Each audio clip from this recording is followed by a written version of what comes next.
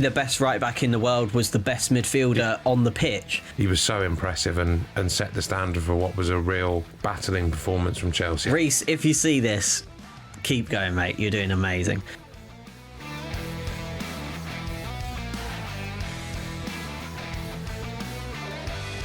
Hello and welcome back to this week's episode of Chelsea Exposed. I'm Sunsport Chelsea reporter Lloyd Canfield. Alongside me is a broken and battered Jack Rosser after we watched Chelsea against Arsenal at Stamford Bridge yesterday. Jack, tell us a bit, how are you feeling? I'm here for you. We're getting into the thick of the festive fixtures, aren't we? And I'm starting to feel a little bit like the Arsenal players looked yesterday, but it's all very good fun when you've got games coming thick and fast at this time of year. There's been a lot going on for us and a lot to talk about with Chelsea, starting with that brilliant game, honestly, yesterday at Stamford Bridge. Chelsea against Arsenal, it was feisty, it was fiery, it had a bit of everything. A red card, 2 goals. Would have been nice to maybe see a few more goals, but I was going to say it didn't have much football. It had a lot. It didn't have much football in it. You would have liked to see some breakout at some point, but it was more a wrestling match, wasn't it? A lot of anxiety and a lot of tension. I found myself almost shaking at times watching it. Obviously, being a fan as well as reporting on the game, it was a very, very tense fixture. But I think the main thing that we want to talk about is Reece James, because for me, the best right back in the world was the best midfielder on the pitch. He came out on top. Out of the Moises Caicedo versus Declan Rice game, it was Reece James who came out the winner. It's a lot easier when Caicedo's not on the pitch. Yeah, that's true. But James, just incredible. Tell me your thoughts. He was fantastic. We've sort of been waiting for this from him. We have the odd game, and obviously there's been a lot of anxiety for a long time over whether he can get through a game. Yeah. It sounds like he probably won't be able to play another 90 minutes against Leeds midweek, but he was phenomenal. Enzo Maresca has spoken about him in this midfield role ever since he arrived at the club. I remember speaking to him about his preparation for taking the Chelsea job, and he was going back and watching James play for Wigan in this midfield role and mentioning goals and games that performances he put in for Wigan all way back when he was there on loan from Chelsea as a much younger player. They've gone through a really, really careful plan in terms of building him back up, fitness, managing him, dropping him in and out. Maresca's needled him a bit before about his leadership, not just on the pitch, but off the pitch, being a more responsible captain in terms of calling out his teammates. And he's done more of that, but he set the standard on the pitch as well now. You go back to the Tottenham game a few weeks ago, Tottenham were awful, but James was brilliant, really taking the task to them in terms of his energy and his aggression on the pitch. And then you come up against Arsenal, who are this physical side who will drag anyone into a scrap anywhere they go in the Premier League this season. That's been the big thing that's got Arsenal where they are.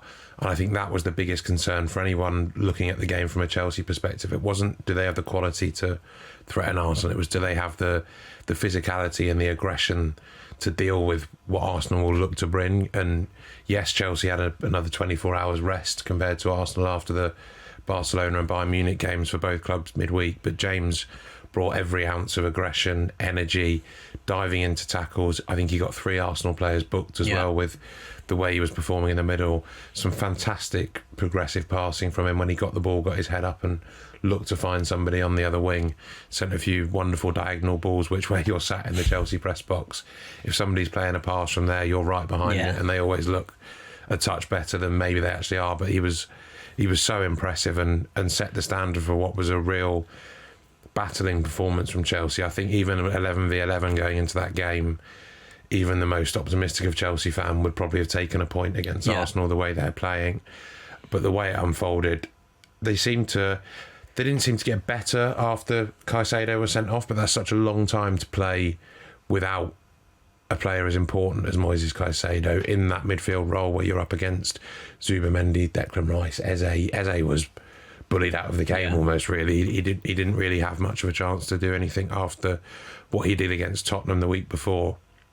And I think James set the tone for that. He did well against Barcelona midweek and then followed it up with a barnstorming performance against Arsenal. There's been a lot of debates this season about James and Timber, who's better out of the two of them. Then there's James and Hakimi, and I think this performance from James, just maybe people who don't watch Chelsea every week wouldn't understand that he's that quality of player, just how good he is. And people often leverage against him that, well, he doesn't play, he doesn't stay fit, he gets injured all the time. And maybe if you don't watch Chelsea, you wouldn't realise that he's been consistently fit pretty much for a year now. It's nearly a year, yeah. We're coming on to a year for his last without a serious injury. So people can't really use that against him now. And I think this performance from James really, from a Chelsea fan perspective at least, puts all of those debates to bed, because he's shown that he can do it all. He can go forward, he can do those progressive passes, as you mentioned, but also backwards. He was just all over Arsenal. And people used to say with Kante that when you had Kante on the pitch, it was like having two midfielders. And people have echoed that with Moises Caicedo. But I thought, watching Chelsea yesterday, I didn't think Enzo Fernandez had one of his better games. I thought he was very good. A lot of people have said that, and I didn't really see it. But sometimes maybe you miss things, even when you watch Chelsea every week. Maybe I was missing it, but I didn't think he was all that great personally. And I thought Reece James was like having three midfielders on the pitch, because all these battles he was coming into, like you mentioned, Eze, Rice, Zubimendi, Calafiori at times, all these players just couldn't get near him. It was like having three midfielders on the pitch, and he's only one man. I think that the good thing we've got from him now in this is the midfield role is especially something that's been reserved for big games. We saw it in the Club World Cup final. We've seen it now against Barcelona, Arsenal, Bayern Munich. I think he played in there as well, and Chelsea lost that game, but it was an encouraging performance in terms of being back in the Champions League for the first time. We've always known James as someone that just relentlessly bombs up and down the right wing from right back, puts in an incredible cross. That obviously, and I'm not saying he doesn't do any work in midfield, because he clearly covers a lot of ground and it's a lot of high intensity work.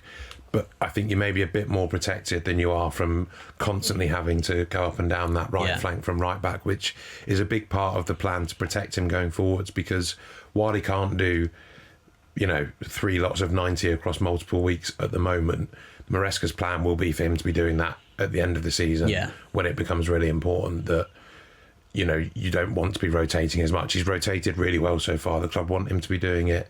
They're happy to see him doing it. He's made more changes than anyone in the Premier League this season, and they're still managing to pick up results. But he said himself, and from chatting to people around the club, when it gets to March, April, he wants a consistent team out, really. Yeah. He wants to be able to have players like Reece James, Caicedo on that pitch week in, week out, and James is building up towards that as well. And if he can do that at this level, he makes such a difference, not only for Chelsea, but for England as well. Looking forward to the World Cup. One more thing, and I'm glad you mentioned that, because one more thing I want to bring up on Reece James before we move on to the next talking point is, do you think, looking ahead to the World Cup and looking ahead to how he plays for England, obviously when he played for Chelsea under Tuchel, he was very much a marauding right back, occasionally used as a centre back in a back three as well. But do you think he could be a deep lying midfield player for England as well? Because I personally think he's, well, from watching him yesterday and against Barcelona, he looks to be a higher level than what England have got in Elliot Anderson. Do you think he could play alongside Rice, or do you think he'll... I mean, he definitely can do, but I think for what England need, he will be playing at right back, or in that, if they do go to a 3, he'll be playing on that right side. And if Tuchel decides he likes Trent again or not, he will have him in there. But I think England's problem areas at the moment are more in the fullback areas. Yeah. There's competition. You've got Livramento's playing well, but he might be needed on the left. And again, we mentioned Trent. No one knows what's going to happen there. But Tuchel brought Reece James back into the fold with England and started him out in that position. Yeah. And I think he will want to use him there, as you mentioned, how he did at Chelsea. I think England have got probably enough in midfield at the moment that they don't need to really consider that. You can tie yourself up in knots having to try and fit people here, there and everywhere. I think it's good, and Tuchel will be encouraged that he's got the evidence that if needed, he can go in there. But I think he will want to use him at right back when he gets to the World Cup. It was just something I was thinking about this morning, like maybe James in midfield, then you can get Trent in at right back, almost in the same way that Chelsea then get Gusto in. Who knows? But we can't talk about Reece James all day, as much as I would love to sit here and leap praise onto the Chelsea captain. Just, what a player. Reece, if you see this, keep going, mate. You're doing amazing. I like to think that James often tunes into the Chelsea Exposed on a Monday. But the next thing we've got to talk about is Chelsea's red cards. We mentioned Moises Caicedo picked up a red card in that game. I believe if you include Maresca's, it was Chelsea's 7th of the season, which we often, as journalists, we've spoken a lot about a discipline problem and stuff like that. I don't necessarily think it's a discipline problem, but more one of naivety in this Chelsea team. What are your thoughts on that? I think they're one and the same thing, really. You look at the start of that game, Chelsea had Arsenal, who were definitely a little weary after midweek. They weren't at their usual standard. As we've talked about, Chelsea, matching them in that physical battle, they were doing everything really well. But just a few of them were stepping over the line a bit. Cucurella absolutely flew through Bukayo Saka within the first couple of minutes, was on a booking very quickly, and then was tied in knots by him for Mikel Merino's goal, because he couldn't get near him and he couldn't put him on the floor, because he would have been gone, and Caicedo was already gone by that point thanks to his reckless challenge. And I think Caicedo's been due a red card. There's been a few challenges this season and last that he's been lucky to get away with and not been sent off. The hard thing to get your head around is that if we go back to Cucurella as the example, he was so cute and niggly, and dark arts is probably the thing. It's what everyone loves to see in their players. That's how he approached Lamine Yamal in the week, and rightfully was lauded to high heaven about how he'd marked him out of the game, had him in his pocket. Saka did the exact same thing to Cucurella, and he bought into it and went through him. He often plays on the edge and just went over it in this game. Caicedo the same. It wasn't a challenge that really needed making. There was a bit of a slip in there, I think. But to go in with your studs up like that, it was daft, and it was absolutely a red card. Without a doubt. Taylor didn't see it at the time. But if Chelsea had 11 men, they win that game, and they're 3 points off us in the Premier League. The way it was going, Chelsea would have won that game. They took the lead with 10 men. They would have. And there was no real sense of the game where there was a 10, 15-minute spell where you thought, Arsenal are going to do it here. They're really pushing them in. They're strangling Chelsea. They're making the most of that one-man advantage. So if that one-man advantage hadn't been there, I've got no doubt in my mind that Chelsea would have gone on to do that. And Caicedo's red card is what's cost them that. They were brilliant without him. They were so disciplined. They still threatened them. Maresca should be really proud of that.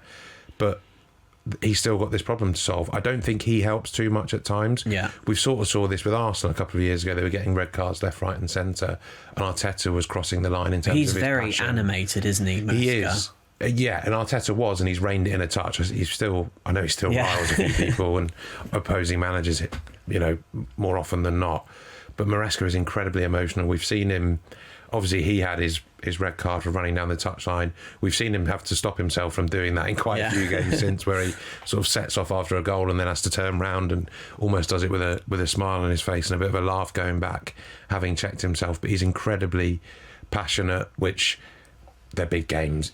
He's a manager that's not been. And you like to see that. You like to see passion. We'd rather that than they're all robots. Exactly. Time and again, we always say something silly in a press conference, please, because it doesn't really matter. It's entertaining, and we like to see that.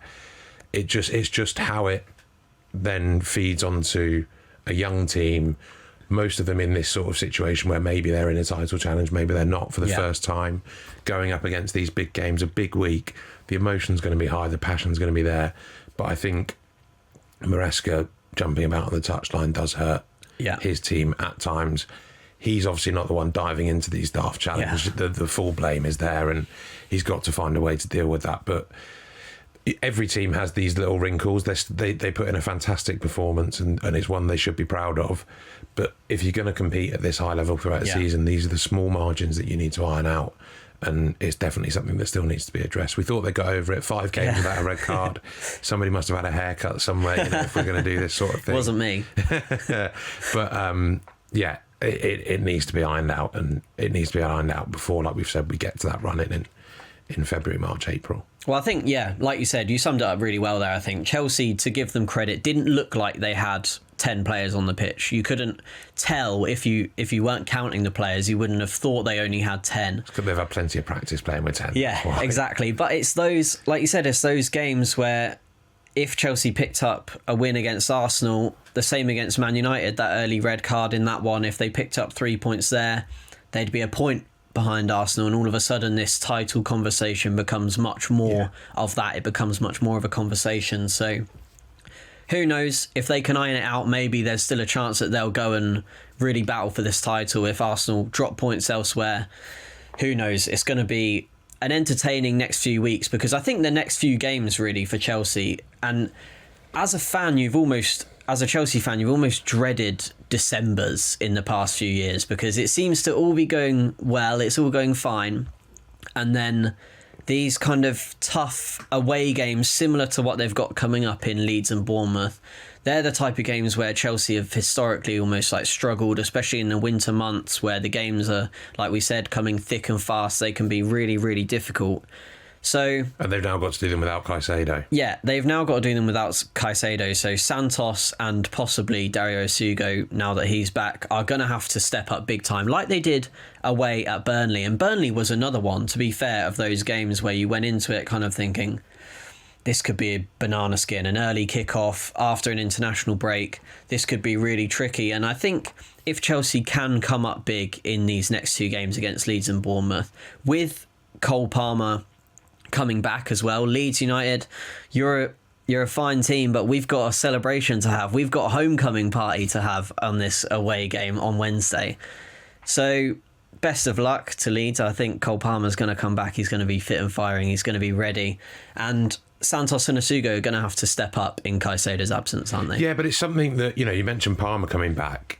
Everyone else has stepped up in his absence. There's only been a couple of games where Sunderland, probably the most obvious one, where you've sat there and thought they really miss what he brings. And that's completely fair enough. He's one of the best players in the Premier League. It's not Chelsea's fault that they miss a player of Cole Palmer's talent.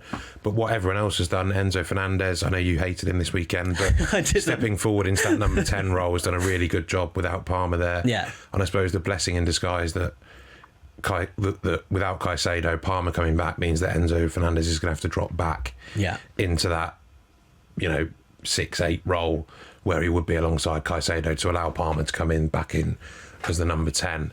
And they just need to almost do what they've done without Palmer while Caicedo's not there. Caicedo has been playing with a knock as well. That might help him long term get through these December games, get through to the end of the season without big injury problems. So if they can sort of pull that spirit together again, as they have done, Maresca can keep them all on that level while Caicedo's not there, Santos will be desperate for a chance. Do you think it'll be Santos who comes in? So kind of Santos, Enzo, and then Palmer? Given that Reece James probably can't keep going in that midfield role again and again, wouldn't play, pretty much. It probably has to be Santos for now, and it's a great chance for him to come in and show what he can do. He's looked neat and tidy at times when he's come in, but he's never had a real chance. And now, very good against Burnley, with a block of 3 games to go through, he has that chance to stake a claim and put some solid performances back to back. So you'd like to think he's seeing this as an opportunity and a challenge that he's got to rise to. Yeah, I definitely think so. I think he was man of the match against Burnley, played really well. Asugo can almost works for Asugo, because he can kind of come in now that he's back. He's been training with the team. Now he can kind of come back and he can be second place, whereas if Caicedo's fit and ready and not suspended, he would probably be third behind Andre Santos now in that kind of pecking order. So maybe it'll work out for the best for Chelsea. The last thing, though, that I want to talk about is something you said to me yesterday, and I thought that's a brilliant little point, is that in the past... They don't happen often. In the past, we've kind of had these big top of the tree rivalries between your Liverpool and Man City, your Man City and Arsenal in more recent seasons. And this feels like this could be the next one. The next up is Chelsea-Arsenal. It had all the makings of a fierce, fiery game. As we said earlier in the episode, it was such a tense affair, and it feels like it could be a proper rivalry, because those two teams, they don't seem like they really have the needle against each other. Like, two brilliant sets of teams that were going head to head in terms of quality and passion, but not in terms of fight and needle. There's been nothing on the line in those games apart from the fact it's Chelsea, Arsenal, and 3 points in the last few years. It's been more than 4 years now since Chelsea have beaten Arsenal, which is not a good record for them. And it shows where, respectively, the two clubs have been over the past few years. Arsenal have been up there, growing, developing. Arteta's obviously had nearly 6 years now in the job to get them to that point. Maresca's had nowhere near as long, and the Chelsea project is now, after some difficult years of weaving between managers and a lot of churn on players, we're starting to see the fruits of what the ownership want to bring. And they're clearly only going to go get better for the next few years, as long as they stick with what they're doing and have faith in the players they've brought in.